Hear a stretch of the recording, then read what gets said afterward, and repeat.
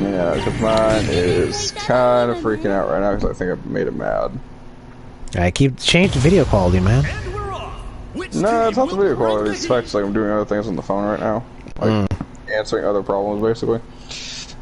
That's probably it. Wait, did you? Yeah. How old is your phone? Yeah, it's only a couple years, but still, it's a couple How old is your phone? Couple years. How many years is a couple of years, Das? Like 2. It's already giving you problems, and maybe there was a recall on your phone, because I know mine had a recall on it for whatever fucking reason. He tweaks to me, he's like, oh, it was a brand new phone I just bought. Oh, yeah, your phone has a recall on it. Why? Well, I know there was a recall on a few phones just because the battery would explode. Yeah, that was the reason why one of my previous phones got recalled, because the battery will explode. I'm like, oh, okay, yeah, thanks for letting me know that about 6 months later. Yeah, that sounds about right. No, I know, like, the only, like, this phone's okay. It's a fucking N+, I want to say is what it's referred to.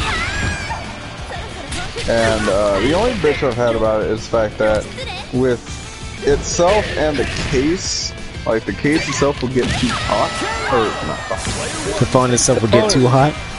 Yeah, the phone will get too hot when I'm doing certain shit, like playing Pokemon Go and stuff like that. But I have to be playing Pokemon Go for, like, a solid, like, 20 minutes. For it to get hot? Combined inside of its case, yes. Okay.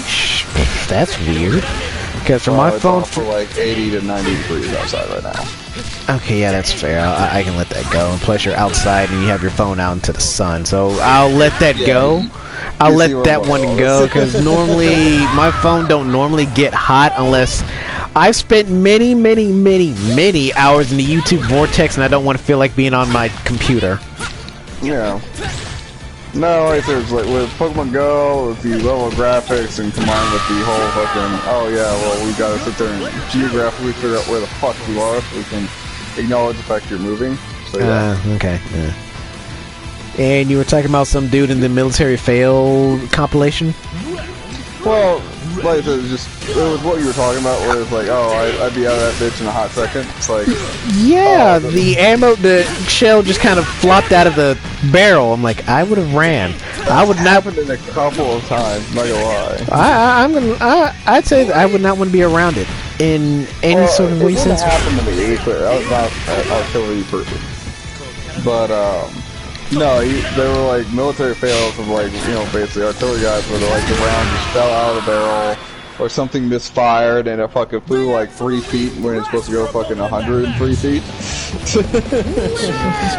So yeah, it's one of those. I'm gonna be over here. Y'all can go handle this. That's a lot of it. Like fucking, like pretty much everybody just fucking gets up, shits, and fucking gets the fuck out of there as soon as they can. Get like the longest, pointiest stick and just poke at it. Hope it explodes from a distance. There was one where it was an artillery guy, and they were firing off, but they had their overhead coverage fucking moved too far forward. Oh, and shit. so like on the cannon recoil, it was shooting through the coverage at the top. It didn't do anything, but, you know, it had the possibility to do something kind of thing. And honestly, I thought it would actually blow a hole through the coverage because of... Oh, it did. It blew the hole straight through it. Okay, cool. Like, there was no coverage over that spot anymore. And they shot, like, 2 rounds through it. And they're like, oh, well, maybe we should move this. Make you think. After, like, the second shot went through, but yeah, okay. Well, they didn't see it the first time, which I guess is kind of fair, because, like, I wouldn't be looking at the coverage. I'd be looking more at the fucking weapon itself. Or the target you're launching at. Right. But that's the second one where it's like they looked up and saw this fucking giant hole in the fucking space above them. And like, oh shit, we might want to move that.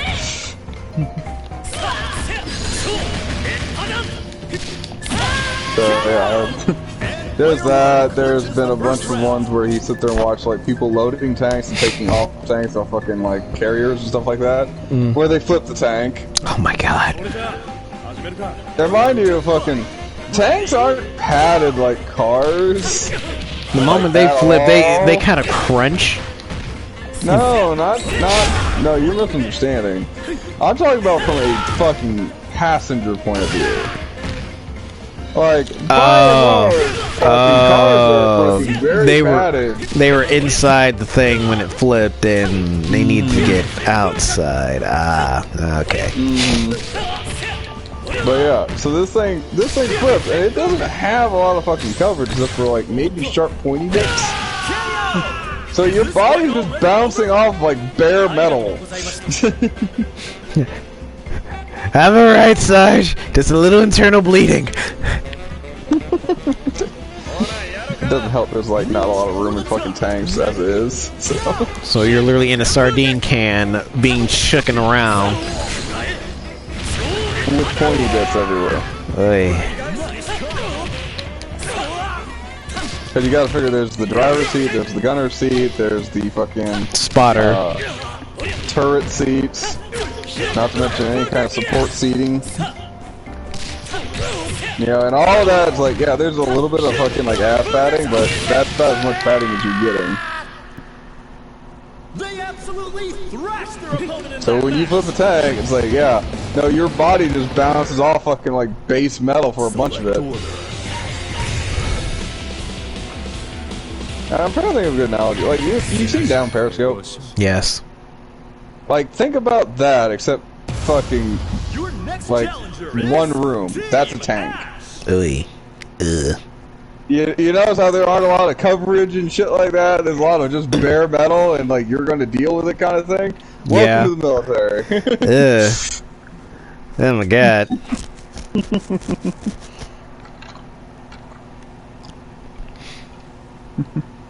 His true form is a Hello. It's like, you know, tank is great for doing drive-bys, bro. Yeah, okay, sure. This is Grand Theft Auto to show up in a tank. Like, no one's gonna fuck with you. Alright, too fair, I gotta talk about the fucking GTA glitch. One of the funnest glitches in GTA I've ever fucking played. I don't even know if it's so much of a glitch as an exploit. Player 1 takes an early lead. To you, glitches are an exploit. I mean, tomato potato? So I remember this in Vice City specifically. I think it was in 3-2. I'm not sure if it made it to San Andreas or not. That was kind of a question for me. But where you could fly the tanks. Oh shit.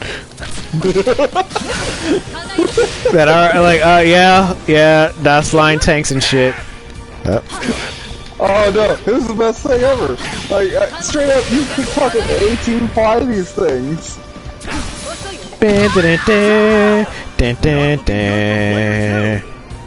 So, for those not aware of this fucking, I guess like glitch is the best way I'd fucking phrase it.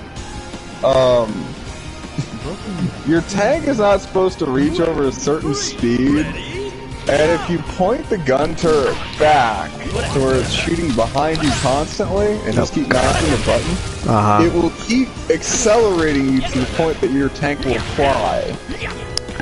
I mean, yeah, because like if you're driving forward in a tank and then open fire, you have to, the recoil will push it back accordingly.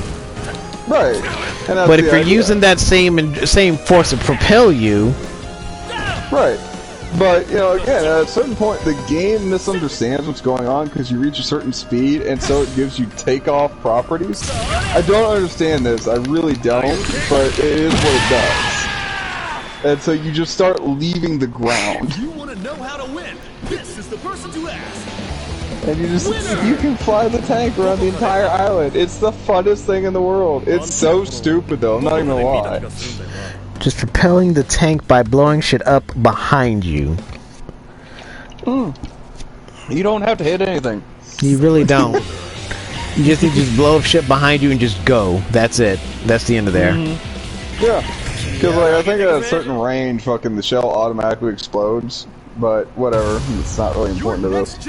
But, yeah, it's like, you just sit there, just fly the tank around. It's like, yeah, if you want to turn left a little bit, you just fucking rotate the turret. But you gotta know, since you're technically driving forward, your handling is reversed. Oh, yeah. Oh yeah, everything's fucked up. But yeah, once you get the hang of it, it's not that bad, to be honest with you. Because like you stop driving at a certain point, you just keep firing. Oh God! Your treads are doing nothing; they're spinning in the air. Because you have left the ground and now you are flying above Vice City. Hey, Yuki. I'm just saying. Yeah. Okay, sure. Of course, you have to keep hammering a circle and keep firing. Keep firing! Empty the clip! Just to keep flight going. Well, actually reminds me, I heard something the other day that was actually kind of interesting. So apparently there's like world records for like, you know, staying in a 5-star status. An exciting bout from round 1. Okay. In Grand Theft Auto?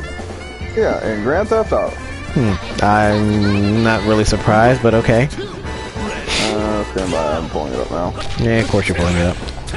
Of course, because this was interesting. So apparently it's flying a tank to you. Like, this man just over there flying a tank.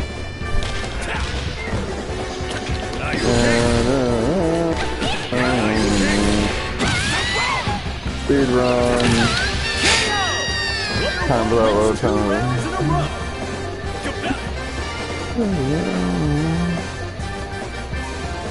Next one level. Reach for the top. Ready? Go! Survival? Nah, I see the speed runs. 5, 6 stars.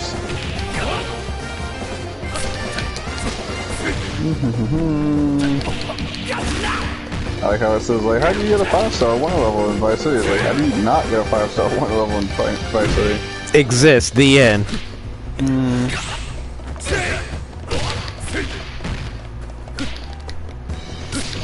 I remember fucking, like, I used to go to an alley and fucking sit there and hold up for time on end to fucking sit there and survive 5-star 1 levels.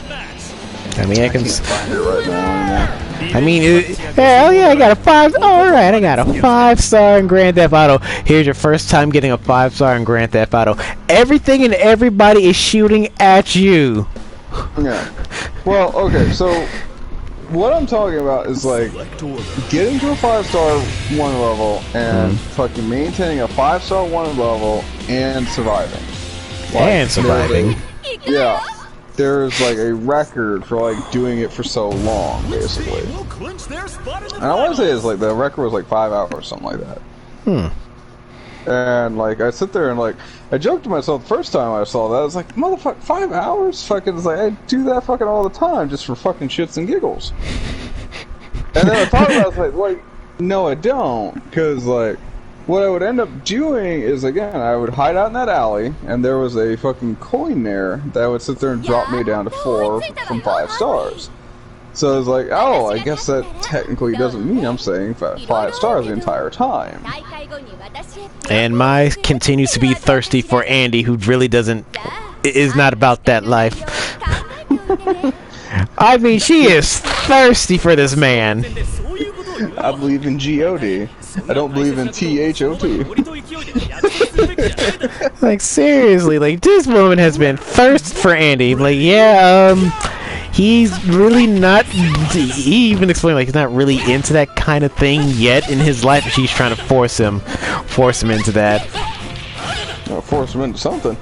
Force him into holy matrimony. That wasn't what I was thinking of, but alright. No, that's literally what she's trying to force him into. Fair enough, whatever. Yeah, that is literally her story arc with Andy. Like, hey, Andy, when are you gonna marry me? I'm like, I'm not there yet. When like he said, he told her, like, when I'm ready to propose, I will propose. She's literally trying to ham fist and make him do it. I'm like, dude, you're thirsty for your man. All right, cool. That's nice and all. Like, chill. Calm your sagging tits there, Mai. Hell, in one of her intros, one of her special intros with them, it just shows her holding a baby saying "daddy" towards Andy, and he's freaking out. It's like, whose baby is that? And it's just a little puppy that she's messing him with. She's just screwing with him. It's like, bruh. His height was His heart swelled up with joy, then it was broken really quick. I'm like, who got her pregnant? Like, it's not mine. I hope. Probably. I don't know. Just this is disciplines of Tung fray, correct? Yes. Okay. I wanted to make sure. The disciples of Tung fray. Disciplines. I knew what I was reading, damn it.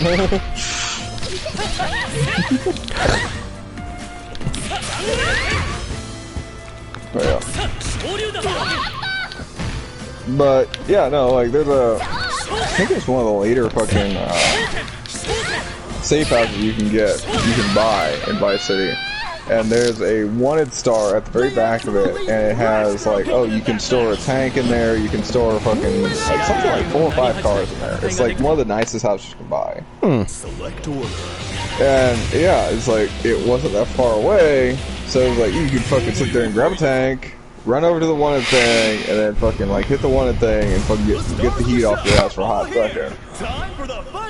But I will be rolling in there 5-star with a tank. Come at me, all of you. Dude, they will blow up your tank. I know. I know. That's why I usually have a second one on standby somewhere. Not wrong. But, and you can't fucking choose anything too quick or maneuverable, I guess is the best way about this, because like, if you start zipping down the main roads, they'll start fucking launching tanks at your ass. And if any of the tanks touch you, you're instantly dead. Yeah. So it's one of those like, you need to come in there with something just as hard as they got. Because usually, like earlier, I would do like the tank cheat and have like multiple ones just kind of sitting on buildings that I can get to and just kind of shoot downward. Yeah. Well, I think the whole point of this like record run, like 5 hours or some trash, was it was done without cheating. So it was like no exploits, no infinite ammo, no lowering your wonder level. Which, by the way, you had to maintain your wonder level, which was another thing I didn't think about whenever I read that the first time. Ah, so you literally had to stay at a 5-star level the entirety of the entire thing. So yeah, you see when it suddenly gets a lot harder. yeah, it gets very complicated very quickly. You know, that's why I was like, I laughed about it the first time I read it. The more I thought about it, I was like, no, that's a lot harder than it looks like. Oh, please, I can do that. Or what? Like, wait, you got to maintain the 5-star level for 5 hours. I'm like, oh. And you have to manually get ammo. Yeah, no. So props to that guy, because like, yeah, it's like, it's easy enough to get away from it because you can hop in a deado and just fly around forever. Right. But no, let's nail it above and beyond. Alright, so what else you got? You got anything on tabletop? Well, speaking of tabletop, they are doing some new. They are planning to do a fan update of D&D, but that's a whole different kind of thing. Well, I mean, we can talk about it if you want. It's up to you. No, that's literally it. There are people planning to trying to do a update D&D to a more recent, because they're on the 5th edition of Dungeons and Dragons. Surprisingly enough, they're like, oh, like, because most fan updates end up becoming real updates down the line when they do a oh yeah, here's 5th edition 3.0 or whatever. Like they're various, like, because I know in the 4th edition of D&D when I played a kobold. Literally, basically a knee-high lizard-looking creature. Yeah, I think we were talking about that. I think I was comparing it to Dobby or something like that. You were comparing it to Dobby, and I had to correct the hell out of you. I've never heard of a kobold before. Give me a break. How often have you played Dungeons and Dragons? I'm a mech warrior guy. So I'll tell you all you need to know. I mean, because most of my D&D campaigns were stupid, and I mean, they got real stupid. To be fair, most D&D campaigns get real stupid real quick. Well, you know who at least one of the big bads in D&D is, right? Well, dragons. That's literally all I got. I mean, yeah, that's usually your cop out. Like the one of the biggest bads in D&D, I should say. I know beholders are a bad mother, and I know dragons are a bad mother. Tiamat, the literal goddess of all evil chromatic dragons. I've heard that name before, but I think it's more like everything else. Legend, yeah. Yeah, the Epic of Gilgamesh and Mesopotamia and Babylon and all that stuff. Yeah.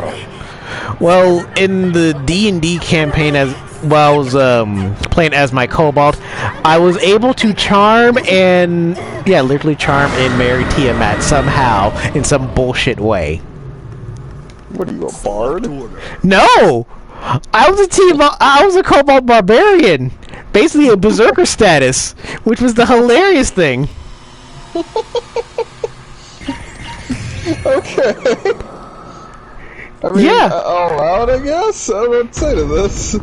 Yeah, and Tiamat has the biggest health pool of majority of, like, when it comes to D&D bosses. Sure, alright, carry on. She has 5 heads, and then the main body. Each one of them has their own health bar. Okay, still with you, carry on. I mean, during the entirety of the campaign, Tiamat has an ability that allows her to charm, if not if not control any species that follow under the categories of chromatic dragons or evil dragon types. Unfortunately, kobolds follow underneath the chromatic dragon type, even though they're like 1/100th dragon. True. But due to various journeys of D&D I've gone through, I've obtained various items accordingly. One of which was one of my personal favorite items that I obtained, basically the sash cloth of a priest, and equipped it as my loincloth. So it gave me like plus 15 holy. So I basically had this holy loincloth for like whatever reason. I get you. I'm with you so far. It's stupidly dumb, so basically like, it gave me some holy protection, but various items I kept picking up gave me, it gives you this much magic resistance or this much magic immunity, to the point where I'm 100% immune to all forms of magic. Charms, curses, hexes that, hey, magic affect me. No, it doesn't. How? Because list of items that I have obtained. I read the descriptions of the shit that I pick up thoroughly. Oh, this is useful. I'm keeping this because it makes me this immune to this. So literally anyone trying to charm, curse, hex me, or whatever, anything like that, is literally you had to not only you had to get the natural 20 roll to even remotely effective, you had to get a natural 20 and above for it to possibly hit me. Right. Plus, with the separate ability that gave me a reroll ability to reflect the magic attack at whatever magic attack that would target me specifically times 2 is actual strength.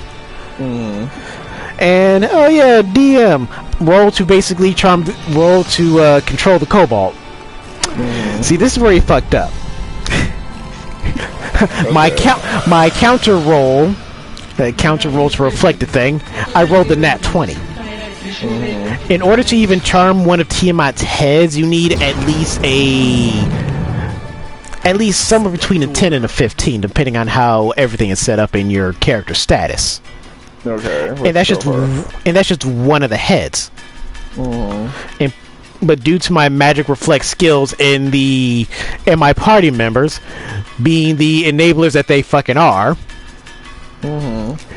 they added more fuel to the fire and basically fed in more power into to my ability to reflect shit. Not only I charmed and charmed all of Tiamat's heads to get her to stop trying to kill us, also enforced a contract to her. Okay. That the contract in itself, this is also a contract of us maintaining together so as long as we shall live. DM looking at me like, so you basically just got Tiamat to sign a marriage contract. Yes. Maybe? Not even maybe. To a face, yes. So you charmed and married Tiamat. Yes, I did. And I am not ashamed of it.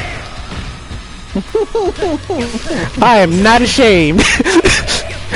Picture this knee-high cobalt to you, it basically married to this giant Godzilla-esque kaiju creature with 5 heads. Basically, King Ghidorah, just add 2 more heads. Yeah, that sounds about right. Everyone just looking at me. So your tiny ass just basically married one of the biggest bads in D&D. Yes, I did. The DM let you. I mean, the DM kind of had no choice. They lost. They lost on their roll. Yeah, there's nothing you could do. It's like, well, shit. Like, yeah. What made it even dumber is the fact that continuing on with the still same campaign, they threw a wedding anyway just for the shits and giggles. It went from this is an epic battle of whatever proportion to this is just dumb. How did this dumbest shit just suddenly happen? Like that magic nat 20 be doing shit, man. You ain't wrong, man. You ain't wrong. Because everyone keeps making that joke. If my Cobalt was a summoner, I could call in Tiamat to just end the battle and call it a fucking day. Like, you know what? I'm gonna call my wife to kick your ass. The end. Well, I'm sure that made fucking several playthroughs of you fairly interesting. I mean, no, they kept making that joke. Like, man, if your Cobalt was a summoner, you could just summon Tiamat and we'd be done with this. Like, yeah. Yeah. Nah, she at home with the kids. I mean, the thing that makes it so dumb, Kobolds will tend to want to be servants of any larger reptilian creatures, whether it's lizardman, dragonborn, half-dragons, or actual dragons in themselves. They strive to actually want to be their servants. Yeah. Yeah, but this is a straight roll reverse. This is the biggest role reversal that's happened in my D&D campaign so far for like ever. And this was in 4th edition D&D. 5th edition D&D kobolds are actually beefier. Still they can get one-shotted if you don't level them properly, but my kobold was a barbarian and I kept beefing up my defense and magic resistance. Ah yes, these guys were the students of this master.